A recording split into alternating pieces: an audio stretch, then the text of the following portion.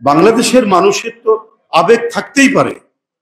আমাকে যখন হেয় করবে, আমাকে যখন অবহেলা করবে, আমাকে যখন ঘৃণা করবে এবং বাংলাদেশের মানুষের প্রতি যখন ধৃষ্টতাপূর্ণ কথাবার্তা বলবে ভারতের একজন কেন্দ্রীয় এবং প্রভাবশালী মন্ত্রী, তখন আমার তো আবেগ আসবে না।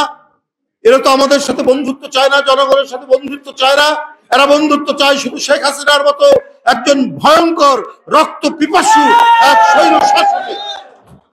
এরা বাংলাদেশের জনগণকে ওরা পছন্দ করে না। ওদের পছন্দ একটাই, যে শেখ হাসিনা থাকলে বাংলাদেশে তারা মাতবরি করতে পারবে। শেখ হাসিনা থাকলে ভারতের আধিপত্য বাংলাদেশে বিস্তার লাভ করবে। বাংলাদেশের মানুষের আবেগ ছিল বলেই তো এখানে বারবার গণতান্ত্রিক আন্দোলনে আমরা বিজয়ী হয়েছি। ওই আবেগ দিয়ে, বাংলাদেশের মানুষের আবেগ ছিলই বলে এক রক্তাক্ত যুদ্ধের মধ্যে দিয়ে আমরা ৭১ সালে স্বাধীনতা অর্জন করেছি।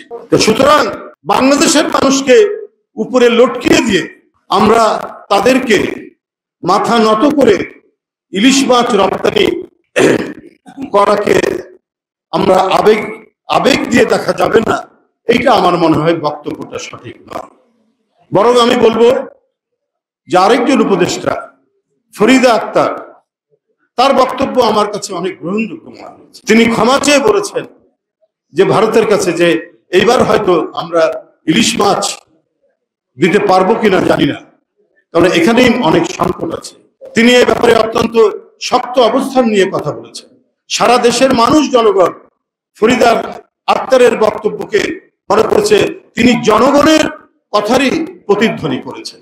যতদিন বাংলাদেশ পৃথিবীর বুকে অস্তিত্বমান, পৃথিবী যতদিন এই সৌরমণ্ডলের মধ্যে অস্তিত্বমান, ততদিন বাংলাদেশ থেকে যাতে গণতন্ত্রের ধারাবাহিকতা বিচ্ছিন্ন না হয়, এই ধরনের একটি সংস্কার করা যেতে পারে, যেটা খুব বেশি সময় লাগার কথা না।